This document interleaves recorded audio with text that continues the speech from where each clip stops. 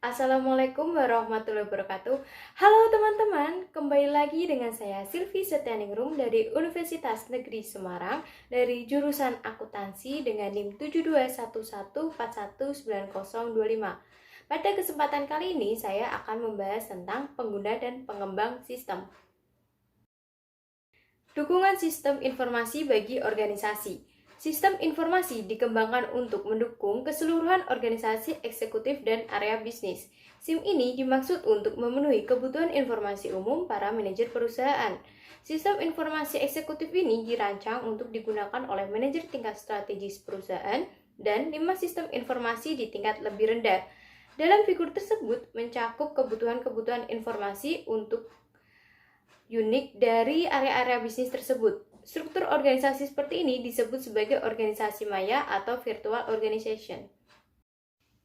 Organisasi layanan info. Kita telah menggunakan istilah layanan informasi untuk menguraikan unit perusahaan yang memiliki tanggung jawab atas mayoritas sumber daya informasi. Nama-nama lain divisi SIM atau departemen SIM dan khususnya teknologi informasi ini juga sangat populer. Sumber daya informasi. Sumber daya informasi terdiri dari peranti keras komputer, peranti lunak komputer, spesialis informasi, pengguna, fasilitas, basis data, dan informasi. Sebagian besar sumber daya ini pada umumnya berlokasi di layanan informasi dan merupakan tanggung jawab dari CEO. Spesialis informasi. Yang pertama, analis sistem. Yang kedua, programmer. Yang ketiga, operator. Yang keempat, administrator basis data. Yang kelima, spesialis jaringan. Yang keenam, webmaster. Selanjutnya, inilah gambar dari struktur organisasi layanan info, yaitu contohnya struktur tersentralisasi ke desentralisasi. Selanjutnya, struktur organisasi inovatif. Sebagai respon atau kebutuhan ini, para peneliti SIM mengidentifikasi struktur inovatif yang disebut model sekutu, model platform, dan terskala. Basis data model sekutu adalah bahwa layanan informasi bekerja dengan area-area bisnis dalam menggunakan teknologi informasi guna menghasilkan inovasi bisnis. Asumsi yang mendasari model platform adalah bahwa layanan informasi tidak akan secara aktif mengawali inovasi bisnis, namun akan menyediakan sumber daya informasi sehingga inovasi tersebut dapat dicapai oleh area-area bisnis. Yang selanjutnya, model berskala, menyadari bahwa sumber daya harus diperoleh begitu peluang pasar muncul dan harus dapat dengan cepat dilepaskan ketika peluang-peluang tersebut tidak lagi terjadi, sehingga tetap mempertahankan biaya tetap pada tingkat minimum. Selanjutnya, inilah contoh dari organisasi inovatif. Figur di gambar ini adalah suatu model jaringan dari struktur organisasi layanan informasi yang menerapkan fitur-fitur model-model sekutu, platform, dan terskala. Struktur tersebut meliputi jaringan penentuan visi yang memungkinkan CEO bekerja sama dengan manajemen puncak dalam perencanaan strategi sumber daya informasi.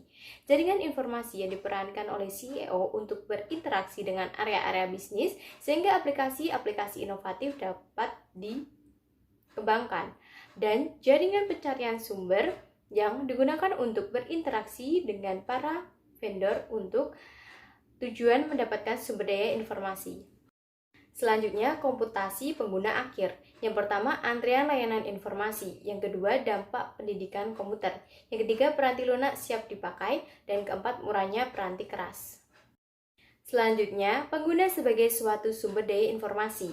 Pengguna dari sistem informasi perusahaan adalah sumber daya informasi penting yang dapat memberikan kontribusi nyata dalam mencapai sasaran strategis dan meraih keunggulan kompetitif.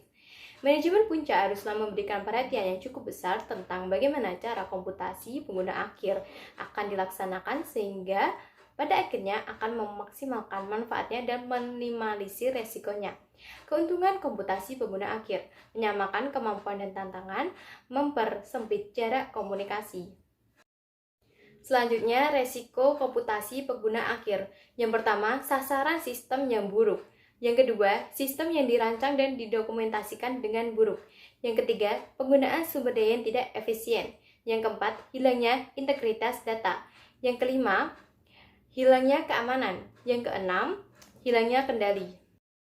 Selanjutnya, otomatisasi kantor. Otomatisasi kantor atau biasa disebut dengan OA adalah penerapan otomatisasi seperti penggunaan teknologi komputer pada pekerjaan kantor. Otomatisasi kantor meliputi seluruh sistem elektronik formal maupun informal yang terutama berhubungan dengan komunikasi informasi ke dan dari orang-orang di dalam maupun di luar perusahaan. Selanjutnya, pergeseran dari pemecahan masalah administratif ke manajerial. Aplikasi-aplikasi OA pertama sebelumnya dimaksudkan untuk mendukung pegawai bagian sekretariat dan administratif. Pengolah kata, email, fax, dan penanggalan elektronik adalah contoh-contohnya. Seiring dengan semakin bertambahnya pengetahuan komputer di kalangan manajer dan profesional, mereka menyadari bahwa mereka dapat menggunakan berbagai aplikasi untuk memecahkan masalah yang mereka hadapi. Mereka mulai menggunakan email untuk berkomunikasi dengan pemecah masalah lainnya, menggunakan penanggalan elektronik untuk menjadwalkan rapat dengan pemecah masalah yang lain, melakukan konferensi video untuk menghubungkan para pemecah masalah di wilayah geografis yang luas, dan seterusnya. Selanjutnya, inilah contoh gambar dari model OA. Selanjutnya, kantor maya atau virtual office. Kemampuan OA untuk menghubungkan orang secara elektronik membuat pekerjaan kantor tidak harus dilakukan di kantor. Pekerjaan itu dapat dilakukan dimanapun karyawan berada di suatu kantor maya. Sehingga pekerjaan kantor dapat dilakukan hampir di semua lokasi geografis selama tempat kerja tersebut terhubung dengan satu atau lebih lokasi tetap perusahaan oleh suatu jenis kemampuan komunikasi elektronik. Konsep ini dimulai dengan telecommuting, lalu disempurnakan untuk menciptakan satu fasilitas kantor yang disebut dengan hoteling. Selanjutnya, pengertian dari telecommuting dan hoteling. Telecommuting adalah model kerja di mana karyawan memperoleh fleksibilitas bekerja dalam hal tempat dan waktu kerja dengan bantuan telekomunikasi. Selanjutnya, hoteling. Hoteling adalah penyempurnaan telecommuting di mana tidak hanya beberapa kelas pekerja kantor yang dapat melakukan pekerjaan mereka di rumah, tapi telah meluas ke seluruh karyawan di mana mereka hanya datang ke kantor jika dibutuhkan. Selanjutnya, keuntungan dari kantor maya. Yang pertama, biaya fasilitas yang lebih rendah. Yang kedua, berkurangnya penghentian pekerjaan. Yang ketiga, biaya peralatan yang lebih rendah. Yang keempat, kontribusi sosial. Selanjutnya, kerugian dari kantor maya. Yang pertama, moral yang rendah. Sejumlah faktor dapat menyebabkan moral karyawan yang rendah. Salah satunya adalah tidak adanya umpan balik positif yang berasal dari interaksi tatap muka dengan atasan dan sesama rekan kerja. Yang kedua, kekhawatiran akan resiko keamanan. Keamanan data dan informasi data lebih sulit untuk dikendalikan di lingkungan kantor maya. Selanjutnya, organisasi maya.